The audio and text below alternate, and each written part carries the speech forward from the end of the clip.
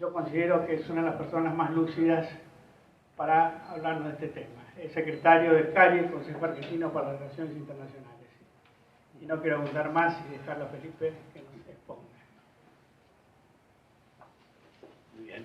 Muchas gracias, Manuel, por estas palabras y por la oportunidad de comentar con ustedes algunos de los temas internacionales del momento. Lo que yo pensé hacer realmente era, imaginemos por un momento que estamos en un satélite, dentro del satélite a 3.000 kilómetros de altura, y que es un satélite que pasa por la Tierra una vez cada 10 años. La última vez que pasó, en realidad fue hace 13 años, en el 2003, y ahora volvió a pasar ahora. ¿Cuáles son los cambios? ¿Cuáles son las tendencias? ¿Cuáles son las modificaciones profundas que están ocurriendo en la economía y en la política internacional? Porque son esas las que cuentan, no las que leemos en los diarios todos los días. Los diarios funcionan a partir de la idea de venderse, de crear información, de cobrar publicidad, de asombrarnos, de angustiarnos, de producirnos temor. Pero no nos dan una idea de lo que está pasando. Si nos dirigimos solamente y leemos los diarios, les aseguro que nuestra visión de lo que está pasando en el mundo no es solamente muy acotada, sino que generalmente es distorsionada. Entonces, ¿cuáles son los 6 temas que yo pensaba tocar con ustedes hoy? Primero, el tema de Europa. Como bien mencionó Manuel, es un tema importante el tema del Brexit. Segundo, el tema de lo que está pasando en Ucrania y eso lo que significa en términos de Rusia y su posición en el mundo. Tercero, el tema de China, lo que está pasando en el mar de China y lo que significa eso en términos de China. Cuarto, el tema del Medio Oriente. Quinto, América Latina. Un comentario muy rápido sobre los Estados Unidos y sobre la economía global. Bueno, eso es un poco el plan de viaje de este satélite al cual los invito que por un momento suban. Muchas personas han pensado que la salida de Gran Bretaña o el voto para salir de Gran Bretaña de la Unión Europea es una crisis, que el evento en sí, que la circunstancia en sí es la crisis. Yo voy a sostener con ustedes que esto no es nada más que un síntoma, no la crisis. La crisis es una crisis de Europa que viene hace mucho tiempo, que está fundada fundamentalmente en varias iniciativas que tomaron los europeos en los últimos 15 años, que hicieron que el proyecto inicial, que era muy bueno, se excedió en sus ambiciones, se excedió en sus objetivos con respecto a los medios que realmente cuentan. No tuvo la entereza moral de asentarse en algunos principios fundamentales. Y ha terminado una crisis de la cual lo de Gran Bretaña no es la causa, sino que es quizás un síntoma de cosas por venir. La segunda cosa con respecto a la salida de Gran Bretaña es que no hay que exagerar. Gran Bretaña se va de la Unión Europea, pero no se va de Europa. No es el fin del mundo. Digamos, nada hay que pensar de que porque Gran Bretaña deje la Unión Europea, su relación con Europa va a ser muy diferente a la que tiene Suiza hoy en día. Suiza no es miembro de la Unión Europea y sin embargo tiene una excelente relación con Europa, comercia, brinda servicios, etcétera, etcétera. Entonces, lo que quisiera es realmente medir las circunstancias y el impacto de lo que tiene el supuesto Brexit en términos concretos y no en términos de lo que ha dicho la prensa en los últimos 30 días, que en mi opinión es muy parecido a lo que sucede en los mercados cuando hay un pánico. Cuando sucede en los mercados que hay un pánico, en realidad hay un gran cambio de expectativas con respecto a lo que se esperaba y los mercados entran en confusión, de todo tipo de opiniones. Cuando uno ve las crisis con un poco de tiempo, con un horizonte temporal, uno se da cuenta que mucho de lo que se dijo no hacía sentido. Entonces, ¿cuáles fueron los fundamentos del problema que tiene la Unión Europea? La Unión Europea se construyó sobre la idea de establecer la paz en Europa, de impedir el retorno a los 200 años de luchas y de conflictos civiles y militares que había habido en Europa. Cometieron, en mi opinión, 3 errores muy importantes en los últimos 15 años. Primero, transformaron Europa en un continente, en una unión política de 28 países. ¿Saben ustedes cuál es el presupuesto semanal de la Unión Europea en traducciones? En Bruselas se traducen todos los documentos en 21 idiomas diferentes. El presupuesto semanal son 3 millones de dólares. Se traduce en lituano, en letón, en húngaro, en rumano, en búlgaro, en griego, y sigo la lista. El idioma oficial de la Unión Europea es el inglés. Gran Bretaña es una miembro de la Unión Europea. Estas pequeñas contradicciones que trato de exponerles van al meollo y al análisis profundo de la realidad. La Unión Europea se excedió en sus ambiciones sin darse los medios, es como un gigante con pie de arcilla. Creó una moneda común que no tiene detrás de ella o debajo de ella los fundamentos macroeconómicos sostenibles, que nos diría seguramente Manuel, de una unión fiscal, de un sistema bancario controlado de una forma central. En otras palabras, se pretendió tener una moneda común sin darle el sustento necesario fiscal y bancario como para que esa moneda común funcionara. Bueno, era obviamente un tren que iba a chocar en algún momento. El problema es cuándo iba a chocar. Pero iba a chocar en algún momento porque tenía bases muy endebles con respecto a las ambiciones que había desarrollado. La segunda cosa que no tuvo la Unión Europea, se pretendió potencia mundial y nunca tuvo una política de defensa o una política exterior común. Es que los italianos son profundamente diferentes a los suecos. Somos mucho más parecidos a los chilenos o a los paraguayos nosotros, o a los uruguayos, que entre ellos. Hay mucho menos en común entre un húngaro y un italiano que entre un argentino y un italiano, para ponerlo simplemente en términos de costumbres, de lo que comemos, de lo que pensamos, de lo que sentimos. ¿No es? Un proyecto monetario de moneda común sin sustentos macroeconómicos sólidos. La falta de un proyecto de política exterior conjunto y una política de defensa conjunta, con lo cual Europa ha dependido en los últimos 40 años de la NATO. Y la NATO significa depender de los Estados Unidos, de su sistema de información, de su capacidad de fuego, de sus capacidades militares para proyectar poder, etc. El tercer tema es que no existe un patriotismo o un nacionalismo europeo. Los porteños somos muy diferentes a los cordobeses o a los correntinos, pero somos todos argentinos. Los estonios, los italianos, los portugueses y los belgas, bueno, los belgas pobrecitos están partidos en el medio. De eso vamos a hablar un poco después cuando hablemos de Escocia, pero esos países tienen muy poco en camino, han vivido, son países que tienen una cercanía física muy cercana, participan de una cultura cristiana, si ustedes quieren, europea, de origen griego, de una serie de cosas que tenemos en común, pero son profundamente diferentes. Y lo que los unió para construir Europa fue el espanto.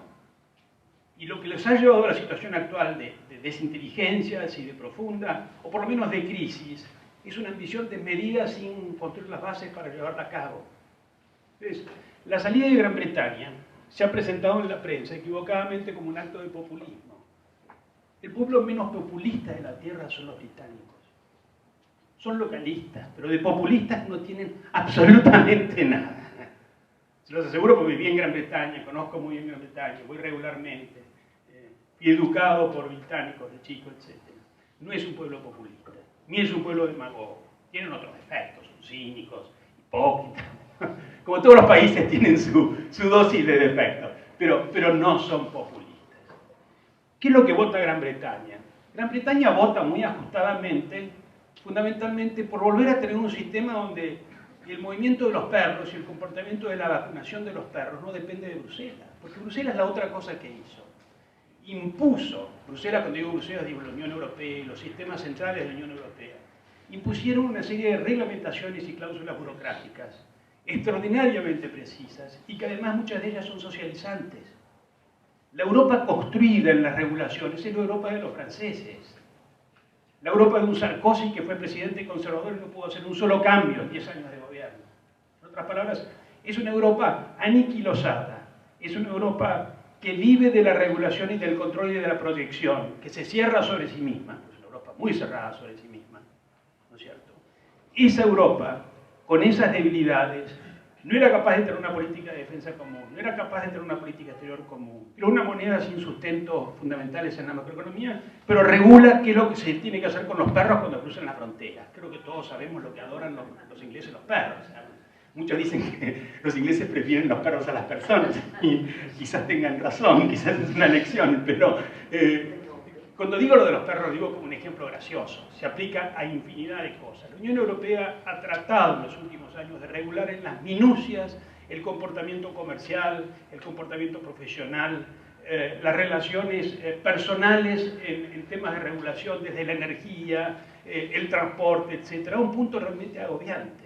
Los ingleses, a su forma, con sus precedentes históricos, han rechazado eso. Ahora, ¿es esto el final de Europa? ¿Estamos entrando en una crisis realmente grave? No, eso es un error de apreciación. No estamos yendo a una crisis grave. Europa no se va a desintegrar. Los ingleses tienen dos posibilidades técnicas para salir de lo que, para llevar a la práctica lo que han decidido. La primera es tratar de hacer lo que quisieron hacer con Cameron antes y que no consiguieron, que es mantener el acceso al mercado común en términos de bienes y servicios y otras cosas, y limitar la inmigración. ¿Por qué el tema de la inmigración es tan importante para los ingleses? De los millones de personas desplazados que hay en el mundo y que tratan de ir a Europa, la mayor parte de ellos tratan de ir a dos países, Alemania e Inglaterra.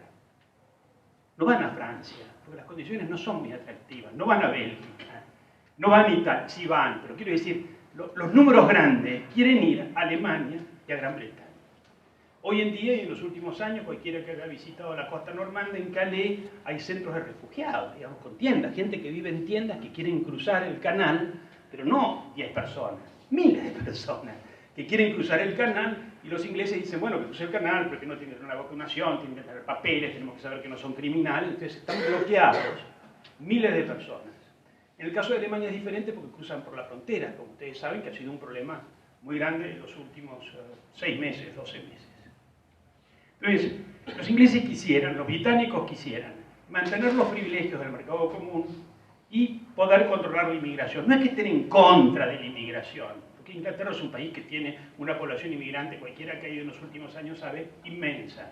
Lo que quieren es controlarla, asegurarse de que puedan elegir quién entra, cobrar visas, tener un sistema de control criminal, etc. Esa política que los británicos quieren, que una parte importante de la población británica quiere, personalmente, culturalmente quieren, es la que ha entrado en conflicto con las prácticas de la Unión Europea. Entonces, ¿qué alternativas tiene la próxima primer ministra británica? Que por otro lado le digo, es una mujer de gran calidad y de gran carácter. Estamos hablando de alguien top, no de alguien mediocre. No estamos hablando de estos políticos europeos que nos dicen, Dios mío, ¿de dónde salieron? Son casi todos, pero hay excepciones. Ella no es así. Bueno, la primera alternativa es negociar con los europeos eso, con lo cual va a tener graves inconvenientes, porque es lo que trató de negociar Gran Bretaña en la etapa anterior, a través de Cameron, y le dijeron que no. La segunda alternativa, y es la más factible, es que van a negociar un acuerdo de libre comercio, como tiene Suiza. Un acuerdo de libre comercio que va a decir todos estos son los productos que no pueden entrar. Es muy importante tomar en cuenta dos cosas con respecto a este acuerdo de libre comercio, porque hay un montón de falsas informaciones. Primero, Inglaterra tiene un gran déficit comercial con la Unión Europea, así que el más interesado en vender no es Gran Bretaña, son los europeos continentales. Parten con una ventaja muy grande. El déficit comercial no es de Europa con Gran Bretaña, es de Gran Bretaña con el resto de Europa. El segundo tema es el tema de la City de Londres. Se ha hablado mucho, y los que siguen los temas habrán leído el tema de que esto es el fin de la City de Londres. Es una estupidez decir eso. Primero, piensen ustedes cuáles son los competidores de Londres. Frankfurt. ¿Ustedes creen que el sistema financiero internacional va a funcionar en alemán? ¿Lo creen sinceramente? No, no va a pasar. Quizás haya alguna institución que se mude a Frankfurt. La segunda idea es que se van a París. La mayor parte de la gente que yo conocí cuando estudiaba en París, como mencioné hace muchos años, hace 40 años, bueno, ahora casi 50, 25, la mayor parte de los hijos de las familias de clase media alta y educadas no quieren vivir en Francia. Se han ido a vivir a los Estados Unidos, a Gran Bretaña, a Bélgica. Las tasas de imposición en Francia son muy altas y Francia es un país que tiene en este momento una situación cultural, social y política, un proceso de decadencia. No es una decadencia de corto plazo, lleva ya 20 años. Entonces, la idea de que París o Frankfurt van a reemplazar a Londres tiene un problema fundamental, es que no son competidores genuinos y las finanzas funcionan a partir de las necesidades del mercado, de la oferta y de la demanda, no de quien dice qué. El segundo tema es que la libra se acaba de devaluar del 10%, 12%. ¿Cuál es el costo más importante de las actividades financieras? La mano de obra, es el 90%. La City de Londres se ha vuelto un lugar infinitamente más atractivo para un banco internacional hoy de lo que era, y seguramente por un buen tiempo, porque esa es la gran ventaja que han tenido los británicos, que han devaluado su moneda, la ha devaluado el mercado, pero ellos están encantados, por supuesto. El lo menos la clase dirigente, se da perfectamente cuenta de que es una ventaja competitiva muy grande. La presión a salir de Londres va a ser una presión política. Los franceses, por ejemplo, el señor Hollande y su ministro de Finanzas, Macron, insisten que se quieren llevar el sistema de clearing de las transacciones de euro a dólares de Londres a París o a otro lado. En Europa no hay control de cambios, salvo que los europeos decidan volver al control de cambio, lo cual eso sí sería una revolución mucho mayor. Las chances de que alguien quiera llevar algo a París, bueno, existe, el gobierno francés podrá promover eso, pero en la práctica lo más probable es que la mayor parte de los participantes en el sector financiero, de los bancos, de los bancos de inversiones, de los brokers, de los inversores, sigan haciendo su settlement, su clearing, donde ya lo hacen, porque hay economías de escala muy grandes en el negocio de clearing. Cuanto más grande es el negocio, mejor se hace el clearing, es mucho más fácil compensar las transacciones de compra y venta cuando hay mucho volumen. Entonces, nuevamente ahí se ha exagerado. Eso no quiere decir que de las 550 o 600.000 personas que trabajan en la City de Londres, en las secretarías financieras, no haya 40 o 50.000 que se vayan a París, a Milano, a Frankfurt. Pero estamos hablando de algo menor. El mundo de las finanzas, Londres era una capital financiera bien antes que Inglaterra fuera parte de Europa. Y lo va a seguir siendo porque tiene ventajas de escala, de posición, de competitividad en los precios, que al final es lo que cuenta. Entonces, con respecto a las consecuencias que tiene esto para Europa, las consecuencias tampoco son tan dramáticas. El problema de Europa, Gran Bretaña, es el símbolo de los problemas que ya estaban. No es la noticia, es simplemente el estallido, el foco, lo que hace ver la realidad de lo que ya estaba pasando. Europa tiene que resolver un montón de problemas que ya hemos mencionado. ¿Quiere ser tan burocrática y socialista como quiere? ¿Está la ciudadanía dispuesta a eso? ¿Están dispuestos a seguir recibiendo miles, cientos de miles de inmigrantes todos los años que vienen de países con los cuales no comparten la cultura y la religión? ¿Están dispuestos los ciudadanos, no digo las clases dirigentes que viven en su propio mundo, están dispuestos los ciudadanos en muchos países de Europa realmente a abrir completamente sus fronteras? Bueno, lo dicen, yo no lo creo. Yo creo que la reacción, lo de Gran Bretaña es un primer indicio de una reacción que se va a generalizar. Lo cual no quiere decir que los europeos han hecho racistas, esa exageración de los diarios, o se han transformado en personas intolerantes. Simplemente una cosa es tener 3, 5% de inmigrantes viviendo en una ciudad y otra cosa es que sean 20%. La calidad de vida, el estilo de vida, la cultura, todo cambia. Hay ciertas proporciones que hacen que hay puntos de inflexión en el impacto de la inmigración, sobre todo cuando es cultural y religiosamente parte de otra civilización. El problema que nosotros los argentinos no tenemos, al contrario, con los paraguayos o con los uruguayos o con los chilenos que han sido parte de las provincias unidas de La Plata. Un boliviano es parecido a un jujeño, un paraguayo es parecido a un misionero. Allá no. Entonces, a mí me parece que Europa enfrenta a sus demonios. Lo de Gran Bretaña y la reacción de la vaca empantanada, la reacción que hemos visto en los diarios recientemente, esta reacción de que estamos todos enojados, lo que nos han hecho, qué sé yo, eso va a pasar, y va a pasar muy rápido.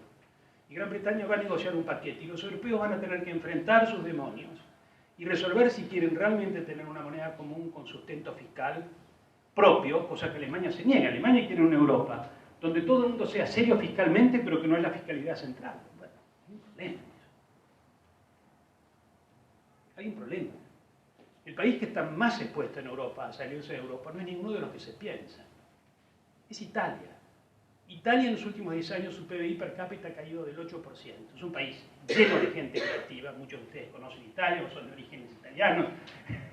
Acá veo varios amigos, sus abuelos o mis abuelos eran italianos. Es un país súper creativo, claro, con una burocracia y una corrupción al estilo argentino, digamos, que achata y achancha y penaliza. Pero es un país que no puede crecer sin devolver su moneda. Italia está condenada al estancamiento.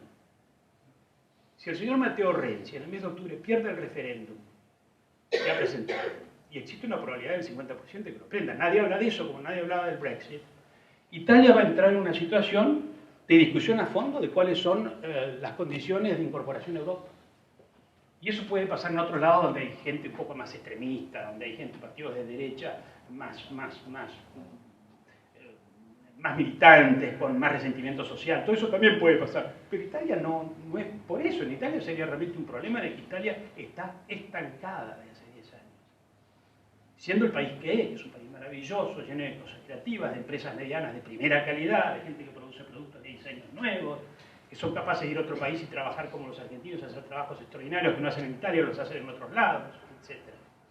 ¿Ves? La pregunta, algunos me van a decir, bueno, pero Felipe, Escocia se va a salir de Gran Bretaña. Es otra equivocación de los diarios.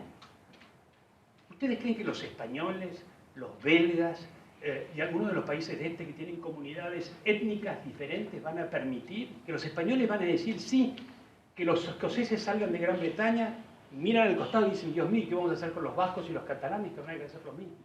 El primer enemigo de la salida de los escoceses de Gran Bretaña no son los europeos conocidos, son todos los países europeos que tienen realidades étnicas y demográficas mezcladas con nacionalidades dentro de su país, que van desde el norte de Italia, no hablemos de los belgas es un país partido por la mitad,